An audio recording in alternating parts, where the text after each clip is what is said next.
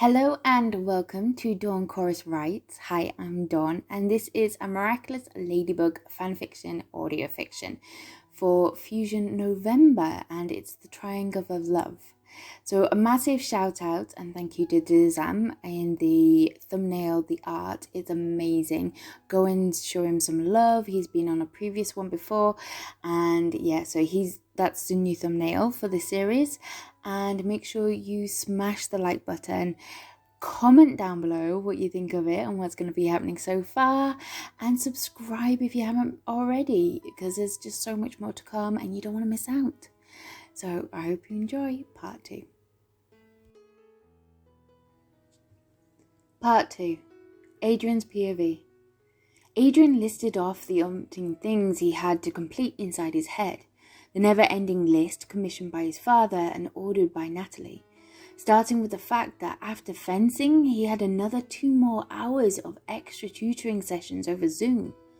At least this weekend he would have a few things to look forward to. Even though he didn't have any patrols organised with his lady, he had at least the Halloween party he was attending with his friends, and the chances of someone being akumatized over candy was... Adrien? Marinette's nervous voice pulled him out of his thoughts and back into the locker room. Can I? What was making her so nervous? He glanced around them and they were the only 2 left. Yes, Marinette? He gave her an encouraging smile. He found her cute when she fumbled like this. I was wondering, hoping, you might not be, but if you were, that would be great. I need to get to practice, but... What is it, Marinette?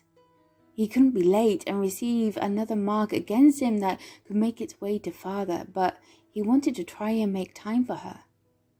If you're going to the Halloween party tomorrow for the charity. He let out a sigh. That's what this was about? The dance? He chuckled to himself. Oh, yeah. Father wants me to attend. It should be fun. Are you? Yeah, I'd like to. I like you, and I wondered if you wanted to go with me. With Nino and Alia, I thought we were... Wait, did she just say she liked him? In what way, like? Friendship or more than? Well, yes and no. I was just thinking we could... He wanted to place his hands on her shoulder and get her to take a couple of deep breaths, but the way she rolled her lip and fiddled with her fingers like that... Oh, maybe? But he had thought she didn't. You're a great friend, Marinette. I just... Mr. Adrien Agreste, your presence, please. He could hear Mr. Downshot's frustrated voice boom across the courtyard. Oh, this was not the place. Never mind, it doesn't matter. Think no more of it. It's just a thought, a silly thought. Her hands were flying about him in front of him as if she was conducting a 20-piece orchestra. I'll let you. They're shouting for you. I better see you. He had tried reaching out to her as she wove past him. Wait, Marinette, he called after her as she kept her head low and darted out the locker room. He wanted to run after her and explain, but hearing his name being called out for a second time, he knew he had no other choice.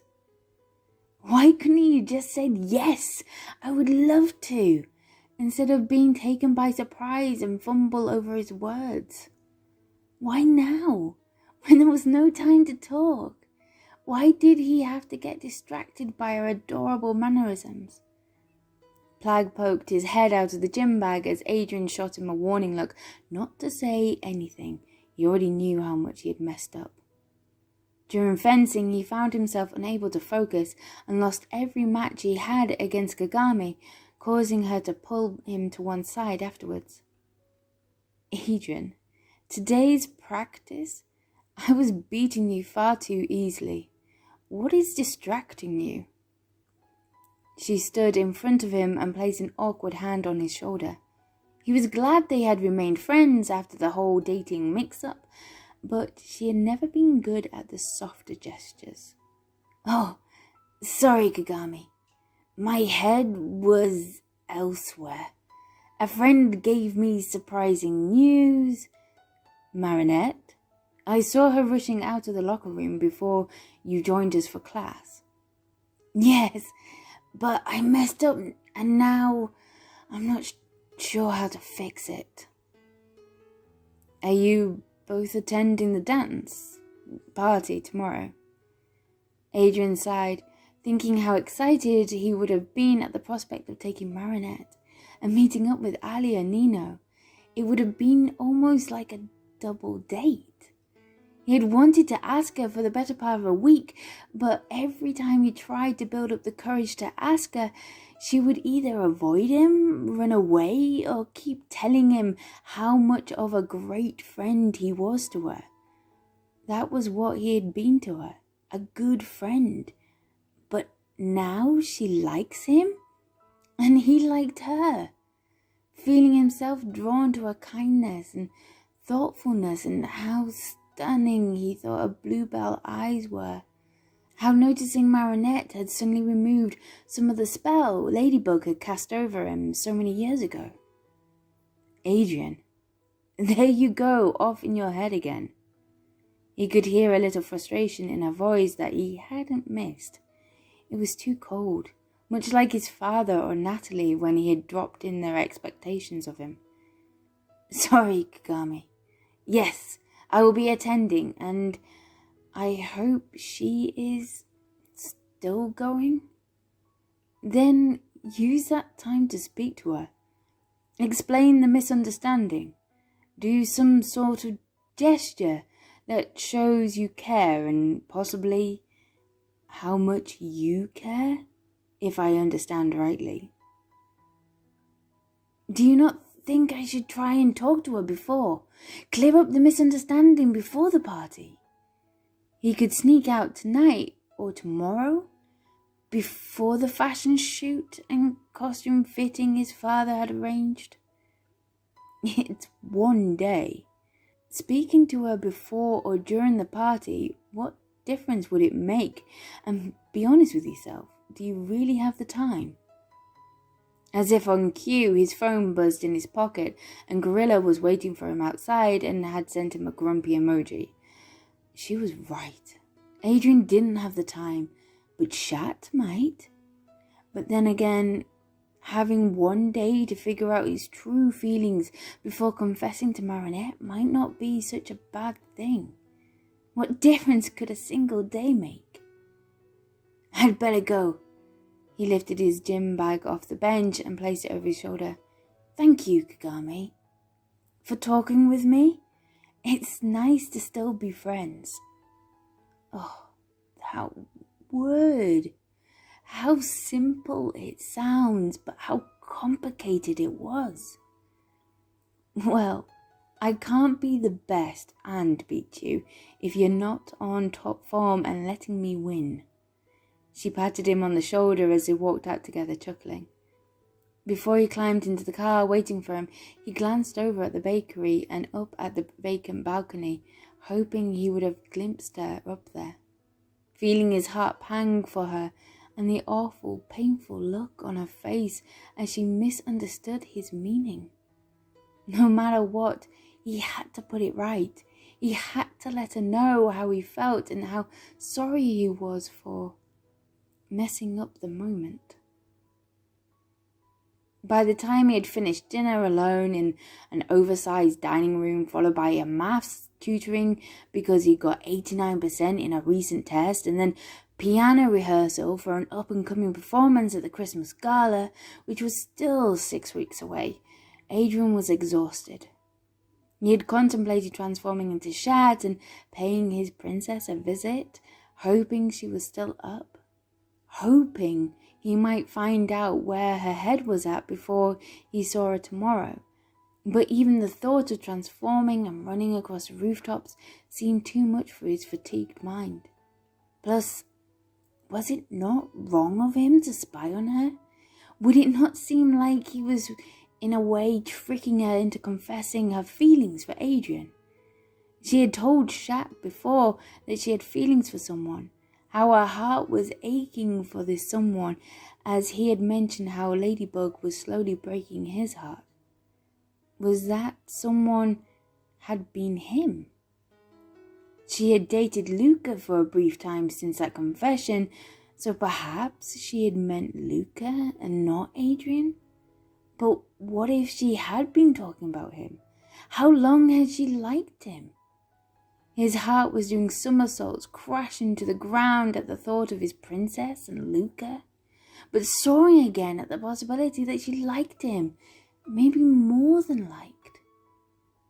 Now, with a stream of endless questions forming in his mind and the curiosity of a cat, Adrien found a hidden stash of energy and the desire to see her. Plagg? No, we finally have time to be free. You can chill and pine over your confused heart, whilst my love is clear.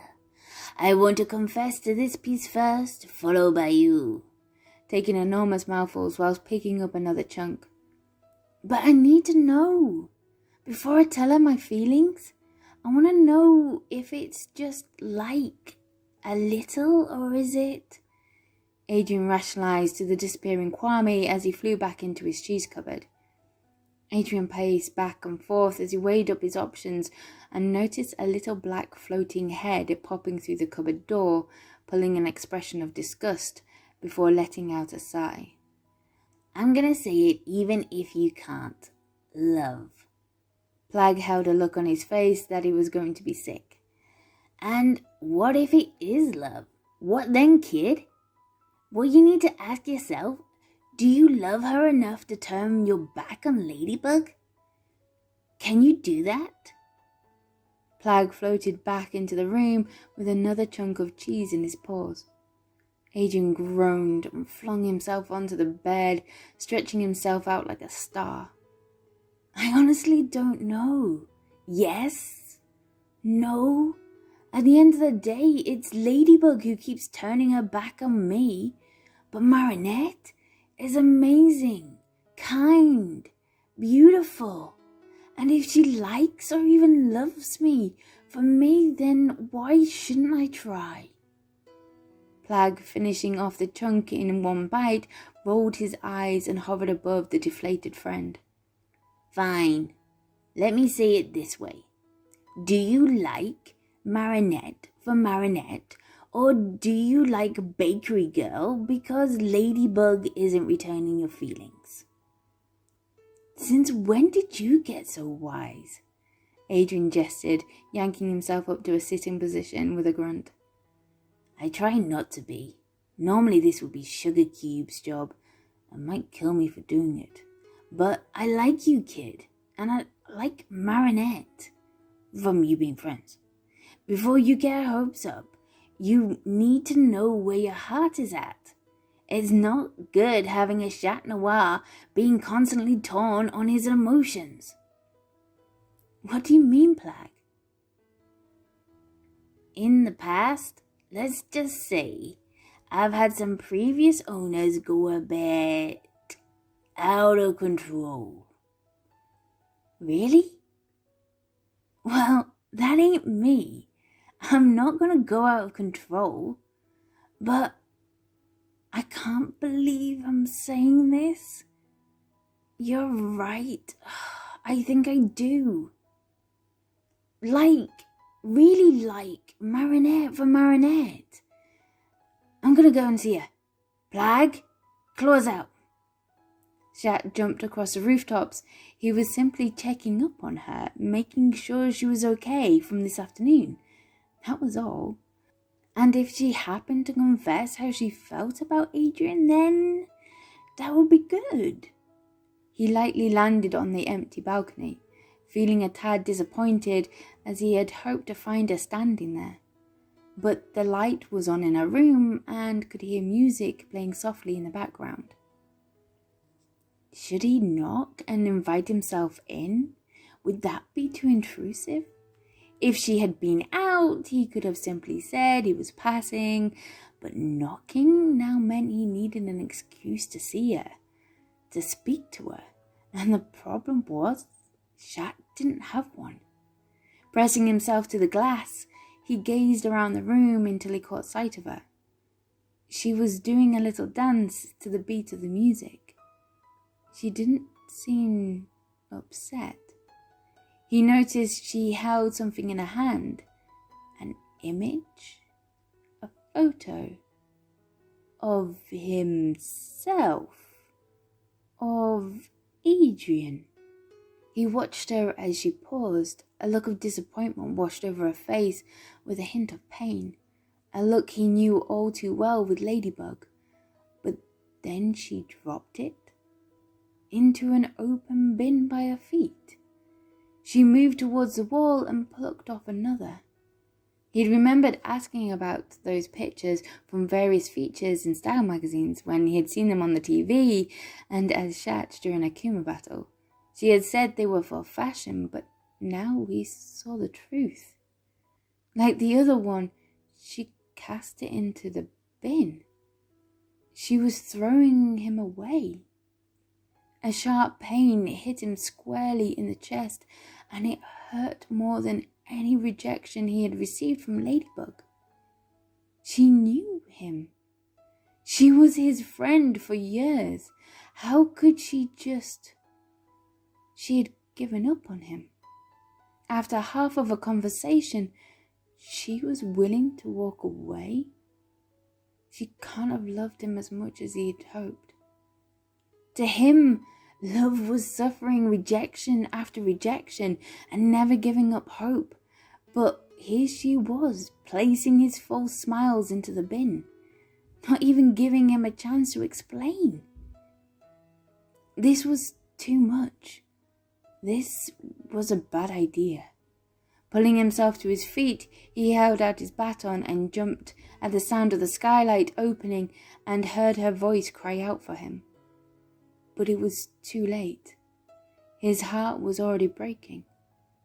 How was he going to face her tomorrow?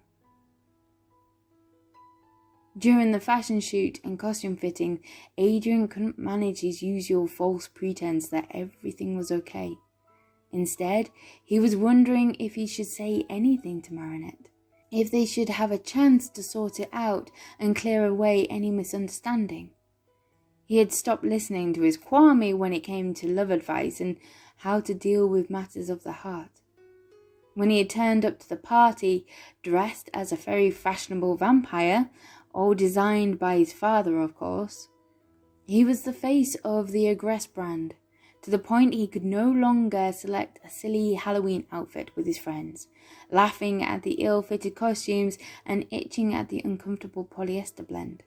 No, they had to be tailor-made for him, with Gabriel picking out the smallest of details and have a team of staff working on his look for an hour before the party as he wondered what was so wrong with simply drawing a spooky face on a white bedsheet and flinging it over his head. He'd been directed to arrive early and was given a sheet of paper with names on it, making sure he interacted with the right people whilst he was there. Some of his classmates had already arrived, commenting on how much they liked his look as he offered back a well-rehearsed reply of thanks.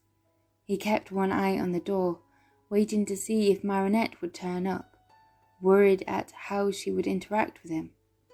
Yes, he wanted to apologize, make it clear his intentions hadn't been to hurt her.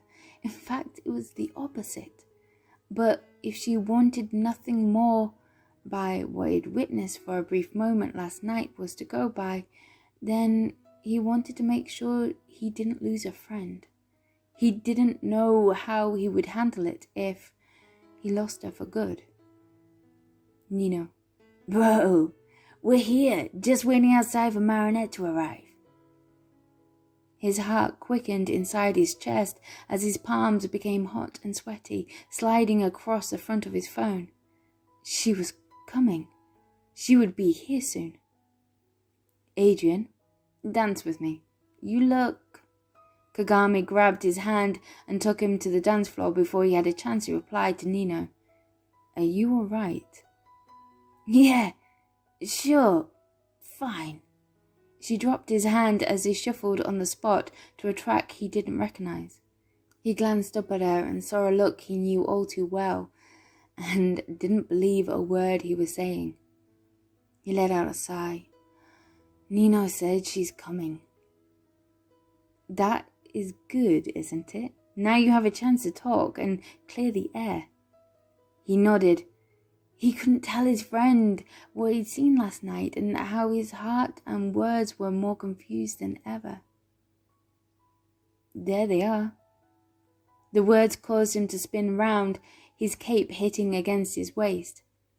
Nino stood out first as a ghoul, followed by Alia, of course, was dressed as a superhero she was obsessed over, and then he saw an awkward pumpkin stare back at him. Even through the low lights and the mist that hung in the air, he could tell she was blushing. But what he hadn't expected to see was Luca, standing next to her in a makeshift outfit based on Frankenstein, an outfit he would have liked to wear, even down to the messy face paint.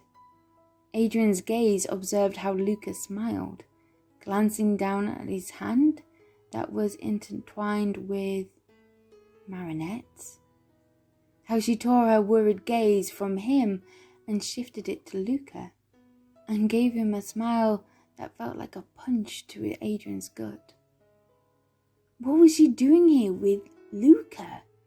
Only 24 hours ago, hadn't she told him, Adrien, that she liked him and asked him, Adrien, to come as her date? And now what?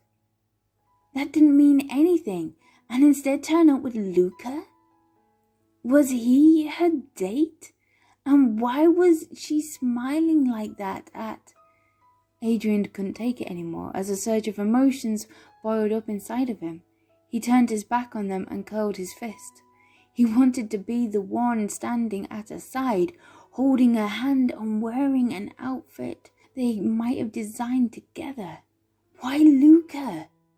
Why couldn't she have lasted one day and everything would have been how it should be? Anger, pain, confusion, love, jealousy crashed over him at once, drowning in an image of how she gazed at Luca. It hadn't been love, but something that felt worse. It had been a look of thanks, of security, of protection. From what? Had she been that scared at seeing him again? Was that it? He glanced over his shoulder, and she and Alia were nowhere to be seen, whilst Nino tried to gesture him over, but the look Luke gave him wasn't one he'd seen before, not from him. Was he challenging him? But then the most stunning image caught his attention. Marinette was no longer this adorable pumpkin, but had transformed into a magical butterfly that took his breath away. She shifted her gaze down to the ground and away from the growing looks around her as she rolled her bottom lip, something she did when nervous. His heart quickened, skipping around his chest as an image floated inside his mind of taking her hands, confessing how he felt, and his lips touching her now rosy lips. Speak to her, be direct, and attack, Gagami whispered behind him and then pushed him forward. He would do it. He would speak to her alone and explain. He would hope. His gaze caught Luca. It was the same as before, but this time more direct, and then his feet stumbled as he watched Marinette trying to glance his way before Luca steered it back, cupped her face, and kissed her on the exact spot on her lips he had wanted to. No. This wasn't right. This wasn't how it was meant to be. Marinette! His voice called out. Thank you for listening to part 2 of the Triangle of Love. I hope you enjoyed it. Make sure you comment below what you think of it and smash that like button if you haven't already, and subscribe. You do not want to miss out on part 3, which will be coming out next Tuesday. So yeah, I hope you enjoyed it, and I will speak to you soon. Bye.